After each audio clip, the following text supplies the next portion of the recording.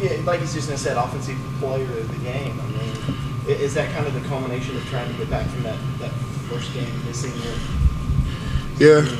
Yes, sir. I think it is. I just wanted to work really hard after missing the first game. You know, I think I had a lot to prove to my coaches and to my peers on the team that I'm able to play, that I deserve to be on the front, and I can play good for everybody, make the team better. How good was that Louisville defensive front? Oh man, they were really good. By far, that front was just so good with their hands. This is the best hands team I ever played on defense. They play more like a pro-style defense, just the way they come off. They're not more up the field like Florida State D-linemen, or more up the field rushers and try to tackle in the backfield.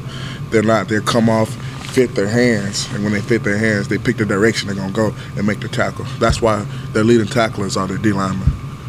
Were you surprised at all Saturday once the game started? You know, was there a point where you were like, you guys are pretty good? Well, I knew before going in, because I watched film on it. I just saw how well, like, all of them, just their technique, just by using their hands. I knew, like, if you get your hands on somebody before they get their hands on you, it's a defeat. And that's what I'm good at. I'm good with my hands, and that's why I know I win. That's how I win my battles. But yeah, as the game started going on, a lot more players started showing up that I didn't think was gonna show it. They had a lot of great players. That's what really got me. It looked like it might have been fun to play him, because it looked like there was a lot of talking going on too.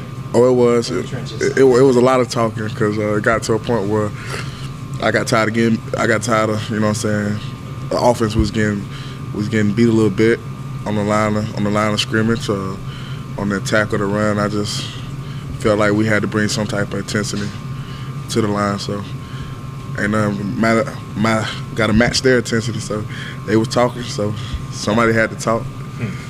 You can give an example of what you said to kind of get everybody fired up, keep it G-rated?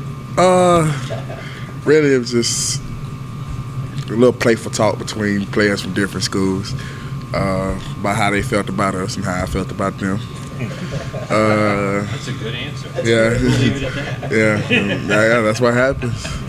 David, Coach Morris was just up here saying, you know, that while the offensive line didn't play perfect, you guys played a lot better than people give you credit for. Do you guys think this is an effort you can build on going forward, going into BC next week and beyond? I think it is an effort we can build on. Just trying to make a consistency of how we need to play. I think that most people try to put it that, like, a skilled player or a wide receiver or a quarterback can carry a team, but if you have a great O-line, you can. It's a lot of stuff you can do. You got a mediocre player with a great O-line, he can average 400 yards a game. Yeah, I know you guys probably had confidence in Cole Stout before the season.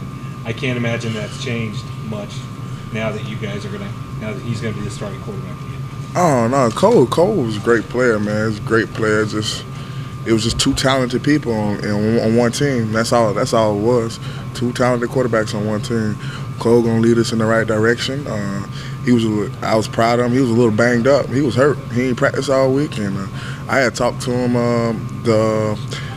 that week on Monday, and he told me that he was hurt, and I was like, wow. And I ain't know what was going on, but he came in the game and played his heart out for somebody who was really hurt. I don't even know if he was 50%.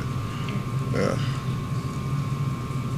When we think about Boston College, it's like they don't get a lot of respect nationally. It seems like Clemson-Boston College games are always tough. What's it like playing against those guys? Well, they big tree trunk players. They're tall, they're big, and they're strong. I just feel like just anybody, when anybody want to play Clemson, they want to bring their A game. When you play the best, you wanna match their intensity. And I think Boston College is a great team. They done ran up on some teams and some great teams and played them pretty good. And I think it's gonna be a very interesting game.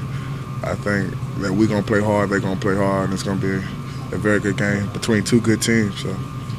Does the environment ever affect you in a situation like that, whereas you used to play at Clemson, Florida State, Georgia?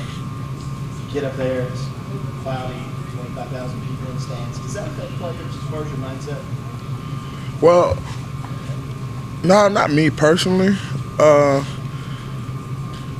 You could say the crowd do add a little effect to it. It really does. If it's the crowd loud, you feel more pumped and how it is. But once the game started rolling, you really don't see that no more, because you're out there taking hits and throwing blows, and you're worried about how you're going to protect yourself and how you're going to hurt the other person or get the other person.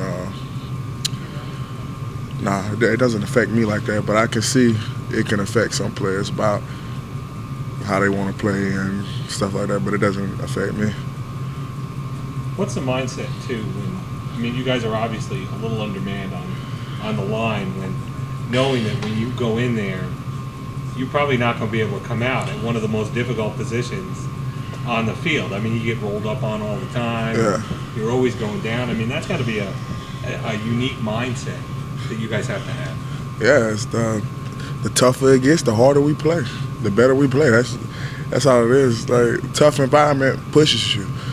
We've been put through things and during the summer training and workout that's what it's meant for. To know that you can last the whole game, to know that you can go. It's just that's our motto. The tougher it gets, the better we play. That's all it is. We can work through it, and I understand we're short depth on the line, but we got to keep going.